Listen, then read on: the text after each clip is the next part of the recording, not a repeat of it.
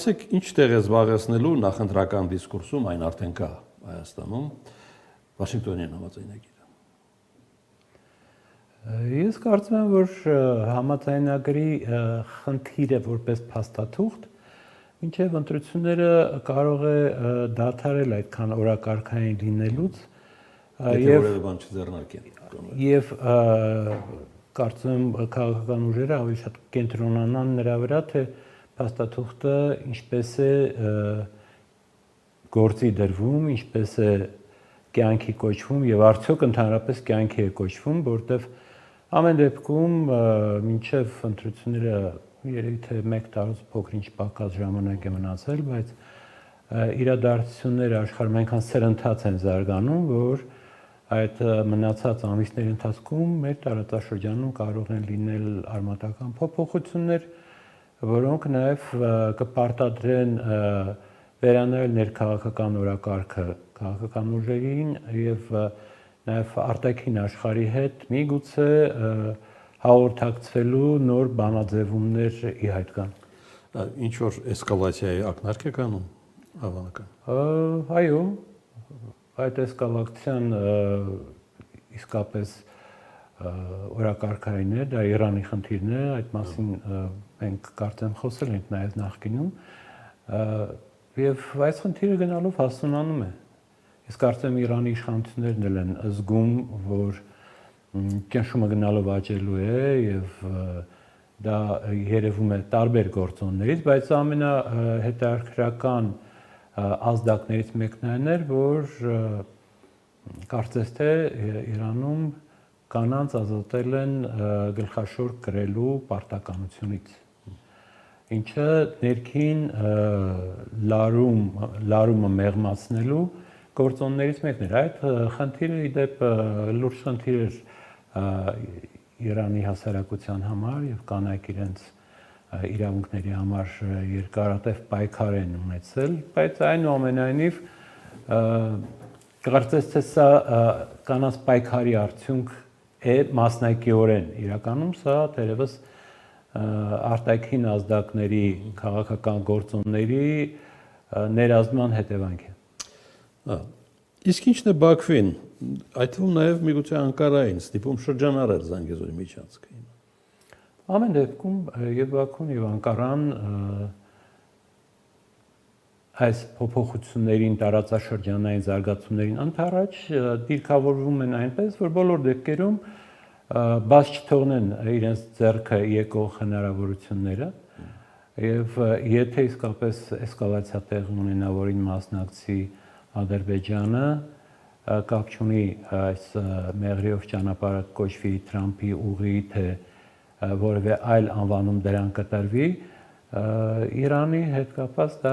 լոգիստիկ դերակատարում ունեցող գործոն կդառնա, որից եւ Թուրքիան եւ Ադրբեջանը կփորձեն օգտվել, եթե կոնֆլիկտ լինի, ուրեմն կոնֆլիկտը սպասարկելու ընթացքում, բայց նաև հաշվի առնելով հեռու գնացող ծրագրեր, հետ կոնֆլիկտային շրջանում այս տարածքում իրենց ներկայությունը ապահովելու նպատակադրումով։ Մի փոքր հետ գնանք, հա։ Եթե մեղրի փոխանակումը Լաչինով հաջողվեր, ինչ կունենայինք այսօր։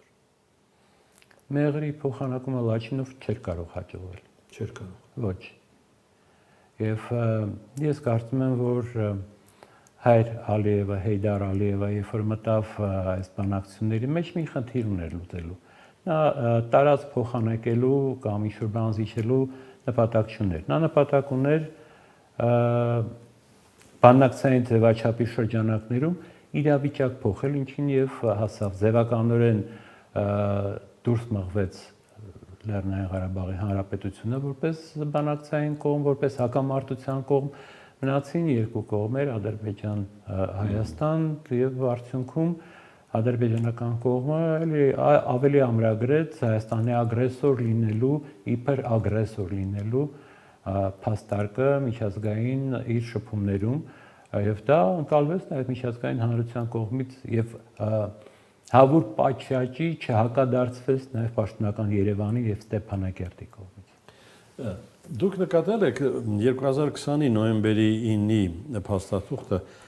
կապիտուլյացիա համարողները այսօր առաջարկում են վերադառնալ այդ փաստաթղթին, կապիտուլյացիոն փաստաթղթին։ Այդ շրջադարձը հասկանալի է ձեզ։ Այո, դա արտաքին քաղաքական կողմնորոշման հարց է, այսինքն այստեղ ոչ այնքան փաստաթղթի բովանդակային մասին է ուշադրություն դարձվում, որքան նրան, թե այդ փաստաթուղթը ում կողմից է հովանավորվել, այսինքն այստեղ մենք այսօր Հայաստանում հստակ տեսնում ենք կան նրանք, ովքեր կողմ են, որպեսզի Միացյալ Նահանգները վերահսկեն Մեղրի ճանապարհի գործունեությունը եւ կան նրանք, ովքեր դեմ են Միացյալ Նահանգների ներկայությանը Հայաստանի հարավում եւ դրա համար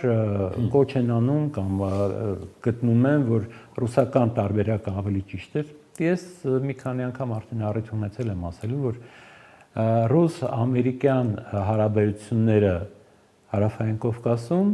տարածաշրջանում հանձնման ընդունման ակտի նման մի բան են եւ այն որ չաշխատեց Ռուսաստանի կողմից առաջարկված եւ ստորագրված փաստաթուղթը, որը նաեւ իրավական որևէ իրենից բան չէր ներկայացնում, իրականում դա 3 հոգու այսպես ճակերտավոր ջենտլմենական պայմանավորվածությունները, որտեղ ոչ մեկ ոչ մի բանի համար պատասխանատու չէր եւ այնտեղ մշակված չէին մեխանիզմները, որոնց միջոցով հնարավոր կլիներ կամ կանխել փաստաթղթի գործողության խախտումները կամ խախտման դեպքում վերականգնել ինչ որ կորսված հատված եւ պատժել մեղավորին։ Եվ այդ առումով հիմա մենք այն փաստաթուղթը, որը նաեւ ռուս խաղաղապահների ներկայացում էր նախատեսում, ըստ էության կարծում եմ, որ արժի դիտարկել տարածաշրջանում եւ ավելի գլոբալ, մի քիչ ավելի ընդգրկուն առումով մի շարք պետությունների, Ուկրաինայի, Սիրիայի, Պաղեստինի, Արցախի, Հայաստանի հարցում փոխ պայմանավորվածություններն էին դրանով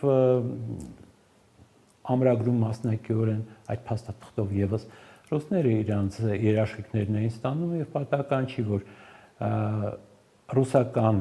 խաղապահ կոնտինգենտի ներկայությունը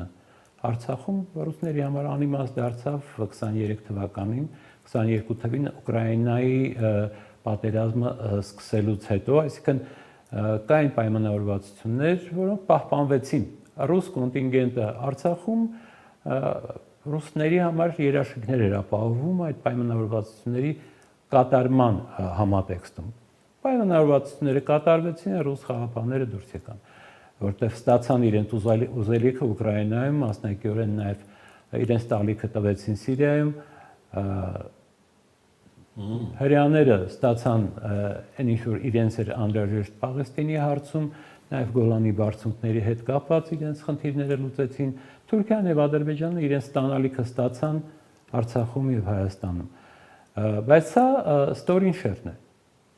Եվ սա տարածաշրջանային կարգավորումների շերտն է։ Ավելի գլոբալ կարգավորումների շերտը վերապահված է Միացյալ Նահանգներին, Մեծ Բրիտանիային, մնացածները իմ թվարկածներից դրան մասնակից են եւ թերևս Իսրայելը առավել ակտիվ է։